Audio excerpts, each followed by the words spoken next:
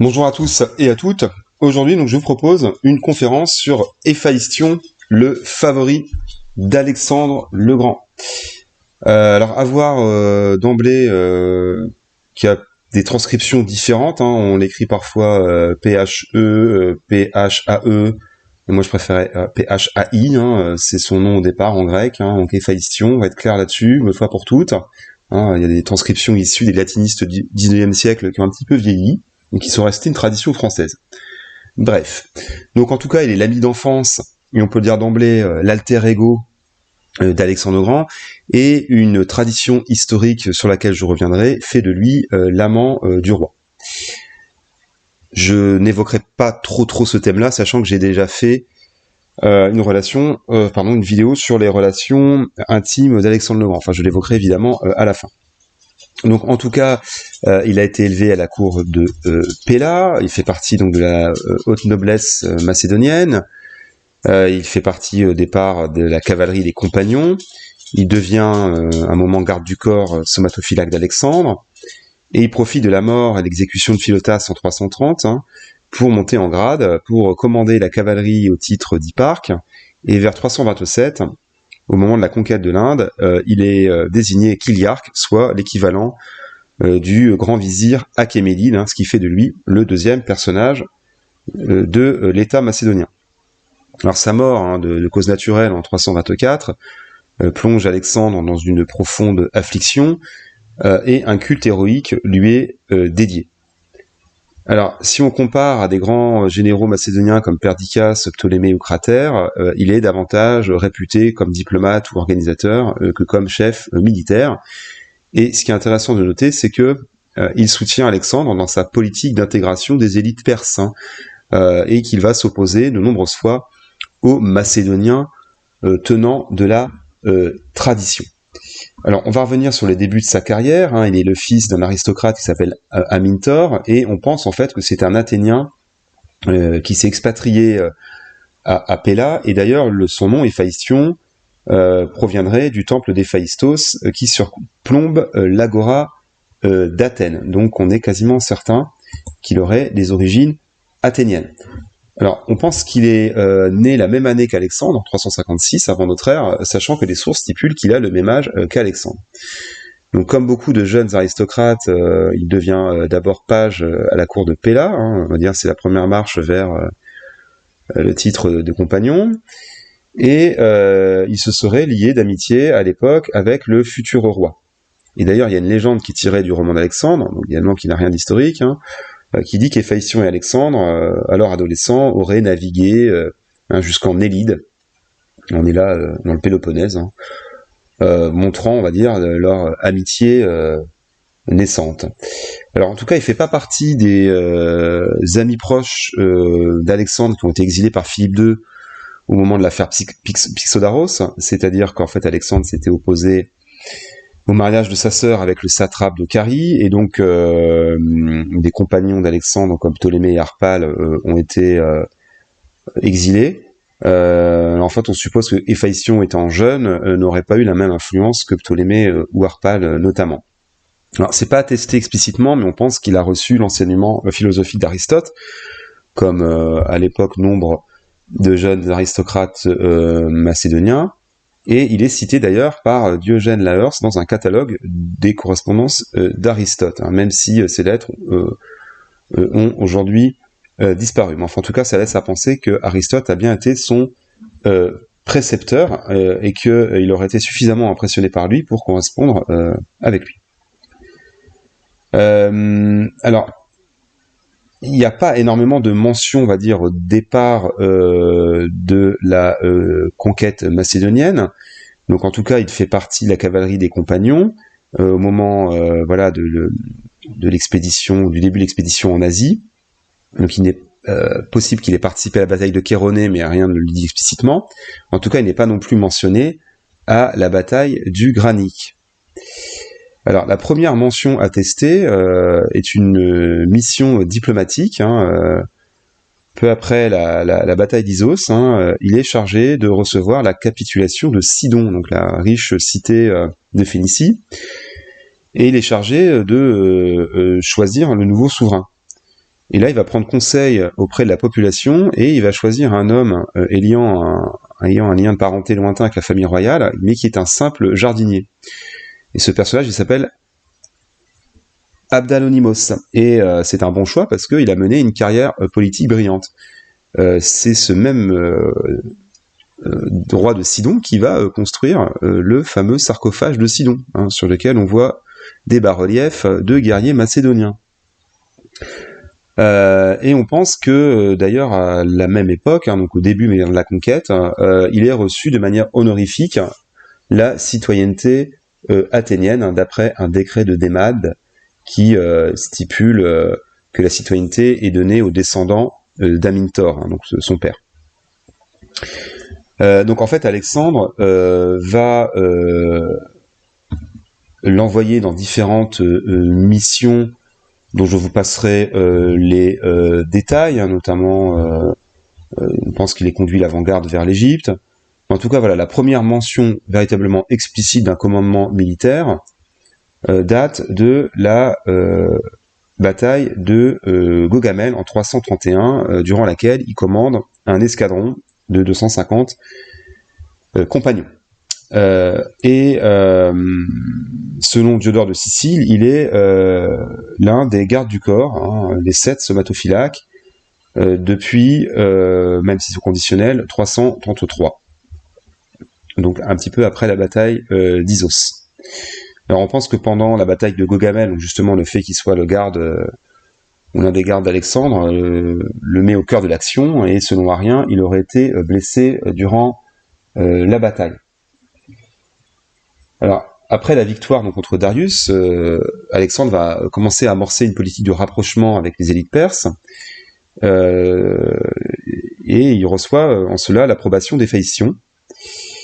Et d'ailleurs, dans les quartiers royaux à Babylone, il est chargé donc de vérifier la lignée des captifs perses afin d'éviter que les nobles ne soient humiliés. Alors, en 330, Héphaïstion, au moment donc de la conjuration de Philotas, va jouer un rôle important dans l'interrogatoire et le supplice du fils de Parménion. Donc les officiers macédoniens exigent que Philotas soit exécuté par lapidation, mais Héphaïstion, ainsi que Cratère d'ailleurs, et Coénos, demandent qu'il soit torturé. Et donc il va profiter de la mort de Philotas pour monter en grade. Il est désigné hipparque, soit commandant d'une des 2 hipparchies de cavaliers à l'époque. Je vous ai parlé des détails, je vous renvoie à la vidéo que j'ai faite sur les compagnons, mais bon, à un moment, il y a 2 hipparchies en gros de 500 cavaliers. Donc il commande l'une des 2 hipparchies. Et ça ferait dire qu'en fait, cette désignation s'apparente à du népotisme ou du favoritisme, parce que c'est un officier relativement inexpérimenté, en tout cas en tant que, on va dire, général. Et on va voir donc différentes missions, on dira de service public entre guillemets, qui vont lui être données en Bactriane et en Sogdiane, notamment qui consistent à peupler des colonies, et notamment aussi de collecter des provisions pour l'hiver durant cette dure et longue campagne qui vise à soumettre les satrapies orientales. Alors, juste avant la conquête de l'Inde, donc en début de l'année 327, il est désigné commandant en chef de la cavalerie des compagnons au titre de Chiliarque, mais ce titre lui donne également, on va dire, l'autorité sur l'État, dans le sens qu'il est l'équivalent du vizir achéménide, ce qui fait de lui le 2e personnage de l'Empire. Et donc ça correspond à la volonté d'Alexandre de confier les postes clés à des fidèles, dans le contexte de l'adoption des usages achéménides. Et d'ailleurs, c'est l'un des seuls grands officiers macédoniens à avoir accepté la tentative d'introduire la prosternation devant le roi, la proskinèse des Perses, qui est très contestée parmi les officiers macédoniens traditionnalistes. Alors, durant la campagne d'Inde, il va jouer un rôle important avec Perdiccas, donc je vous ai parlé des détails, mais bon là, ils sont envoyés en avant-garde construire des ponts sur l'Indus. Il commande à la bataille de l'Hydaspe la cavalerie de l'aile gauche qui est alors sous le contrôle d'Alexandre. Donc cette bataille est un peu différente des autres parce que effectivement Alexandre se tient à gauche du dispositif. Donc là, Héphaïstion a un commandement militaire important et il prend part à la charge victorieuse. Donc là aussi, je vais aller relativement vite, mais bon, il va conduire ensuite après la bataille avec Cratère différents corps d'armée en éclaireur, en avant-garde, le long de l'Indus.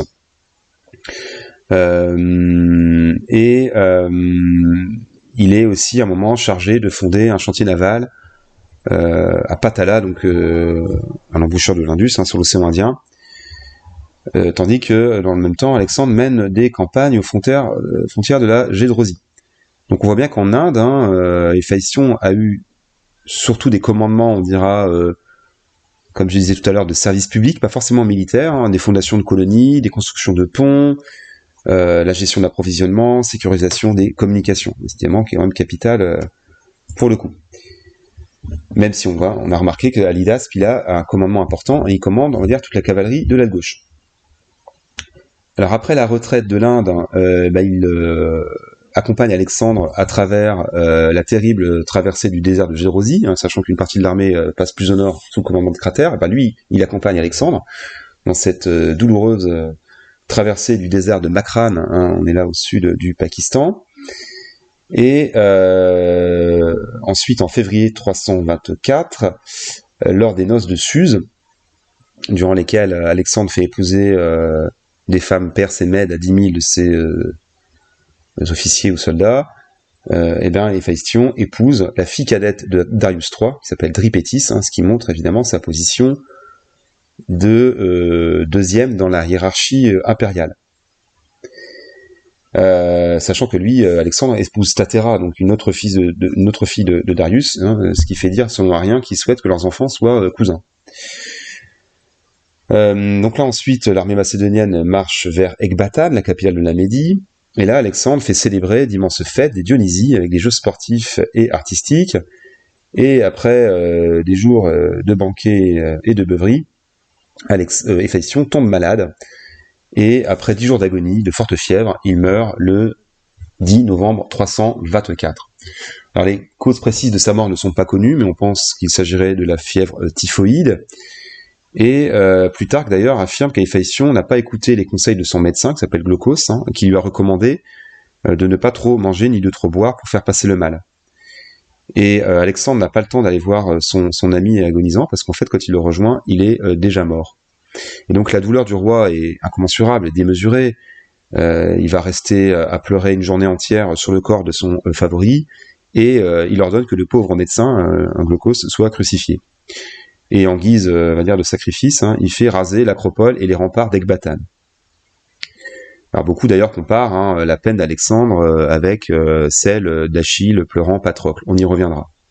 Donc là, Alexandre va organiser des funérailles absolument grandioses qui vont coûter la bagatelle de 12 000 talents. Alors, il fait jeter ses armes dans un bûcher, il fait fondre de l'or, il va même couper une de ses mèches et le jeter au feu. Et le chancelier Eumène de Cardia, donc qui est un grand personnage de l'État aussi habile, va pousser les officiers macédoniens à contribuer à la construction à Babylone d'un tombeau majestueux, tandis que Perdiccas s'est chargé de convoyer sa dépouille à Babylone. Et donc là, Alexandre va envoyer une ambassade à l'oracle de Zeus-Ammon à Siwa, donc là même où il avait été désigné fils de Zeus-Ammon, donc qui est consulté habituellement pour les cultes funéraires, et pour lui demander s'il doit ou faire vénérer Héphaïstion comme un héros. Et donc l'oracle répond positivement, et un culte héroïque est dédié à Héphaïstion dans l'ensemble de l'Empire et des cités grecques, dont Athènes notamment, c'est attesté. Et d'ailleurs, il va demander donc au gouverneur d'Égypte que soit élevé, donc à Alexandrie qui est encore en construction bien sûr, et sur l'île de Pharos, 2 petits temples dédiés à Alexandre et à son favori, ce qu'on appellera des Zéroas. Alors attention, par contre, il n'aurait pas été l'objet d'un culte divin à Alexandrie comme l'a affirmé Justin. Et donc ce culte va perdurer, ce culte héroïque, dans les premières années de la dynastie Lagide. Alors, il faut distinguer du culte, on va dire, divin, proprement dit, envers Alexandre, mais voilà, au départ. Et d'ailleurs, l'illustration que vous avez est une statue de Héphaïstion de l'époque ptolémaïque, donc qui rappelle qu'il a été l'objet d'un culte héroïque chez les premiers Ptolémées. Alors, revenons maintenant à travers sa personnalité et sa vie privée. Alors, ce tableau déjà est très célèbre, hein, c'est un tableau de Véronèse qui illustre un passage que j'ai omis sciemment, hein, mais qui en fait est la fable, hein, qui veut que au milieu, donc c'est Sysigambis, la reine mère, la reine de Darius III, est confondue, après la bataille d'Issos, elle a été capturée, hein, est confondue Héphaïstion, vous voyez ici, et Alexandre. Ce qui prouve, hein, qu'il a belle allure, il porte beau, hein, elle le prend pour le roi, et selon la légende de la Vulgate d'Alexandre, donc tirée de Clitarque, un historien qui a inspiré plus tard notamment Diodore et Quincurse, et ben Alexandre aurait répondu, lui aussi est Alexandre, ce qui fait bien dire qu'il est le véritable alter ego du roi. Alors on pense que c'est un fait légendaire, mais enfin en tout cas ça prouve, on va dire, ou ça démontre le lien privilégié entre les deux hommes, et il faut d'emblée quand même remarquer que il a plutôt la réputation d'un intrigant même haineux. Alors, il a beaucoup d'inimitié avec certains officiers de haut rang, comme Eumène de Cardia, le chancelier, qui à un moment d'ailleurs Alexandre prend fait Écos pour son favori et fait brûler la tente de Mène, sauf que dedans il y a des archives royales. Alors son plus grand rival en fait c'est Cratère. Il y a même un moment, un épisode où les deux hommes en viennent à se battre durant l'expédition en Inde. Et d'ailleurs, on pense qu'Alexandre en fait a ordonné à Cratère de retourner en Macédoine avec les vétérans pour, on va dire, séparer ces deux officiers.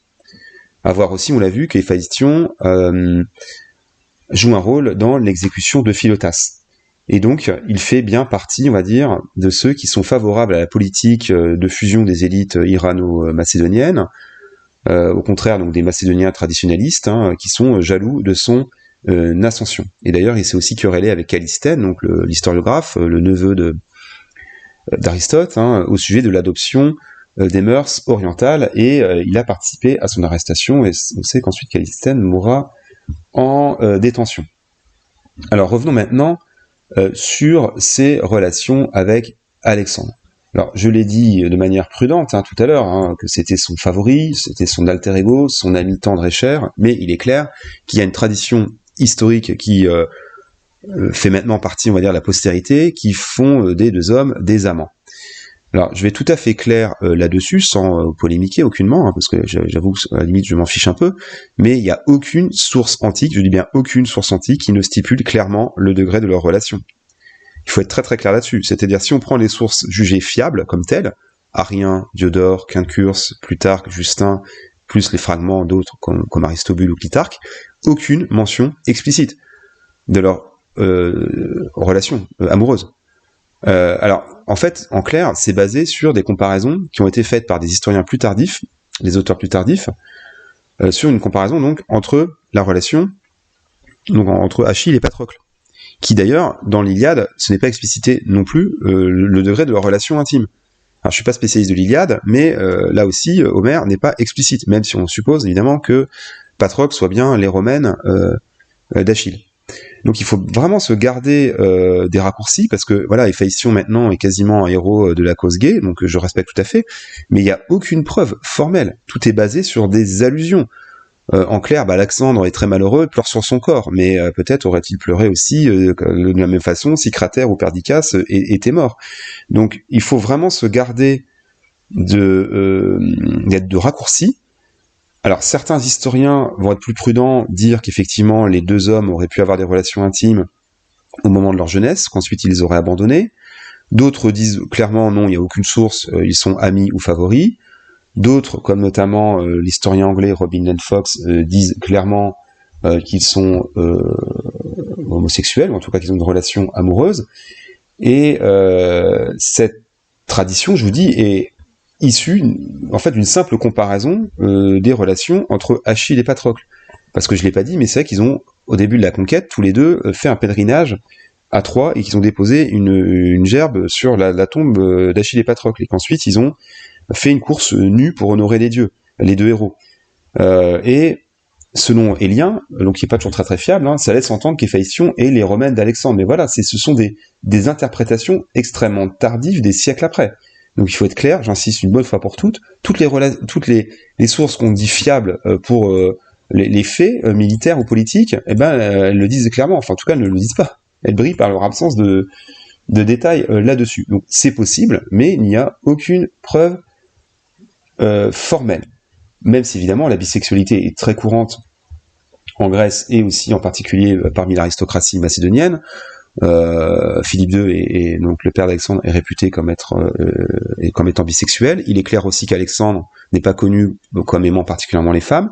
Donc je vais pas tellement insister là-dessus parce que je l'ai déjà évoqué dans d'autres vidéos sur les relations intimes d'Alexandre, mais je terminerai juste quand même sur quelque chose qui a eu tendance un petit peu à susciter la polémique, c'est le Héphaïstion joué par Jared Leto dans le film Alexandre d'Oliver Stone. Alors j'ai rien contre Jared Leto, c'est peut-être un bon acteur, mais là, franchement, le personnage est extrêmement efféminé, il est maquillé, il est grande robe. Alors certes, le côté intriguant est bien montré, mais franchement, on a du mal à imaginer que c'est un garde d'élite de la cavalerie macédonienne. Alors, je comprends que les Grecs aient été très mécontents. C'est-à-dire que quand le film est sorti, ils ont hué dans les cinémas, ils ont balancé leur popcorn sur l'écran. Ils étaient très très mécontents de la façon dont était montré Héphaïstion par Oliver Stone dans son film. Alors en tout cas, il bénéficie d'une immense postérité artistique, donc héros divinisés, je l'ai dit, notamment à Alexandrie.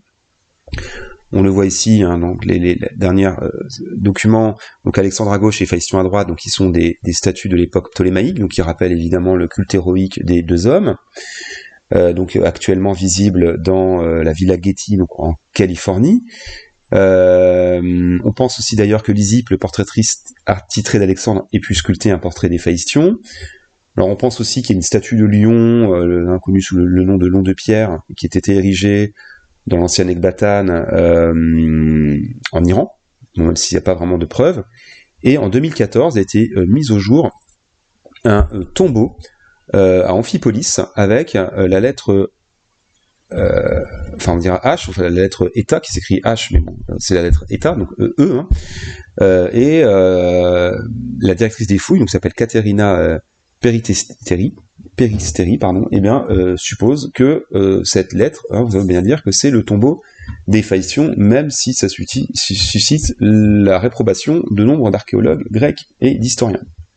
Donc en tout cas, voilà, la scène de la confusion entre Alexandre et Héphaïstion est devenue, pour ainsi dire, culte, hein. Lui aussi est Alexandre, et ça a inspiré, on l'a vu tout à l'heure, le tableau de Véronèse. Alors à voir aussi, hein, qu'il est repris évidemment dans la culture LGBT, très clairement, que des chansons aussi font référence aux relations amoureuses entre les deux hommes, mais j'insiste en guise de conclusion, aucune source littéraire antique ne stipule clairement le degré de leur intimité.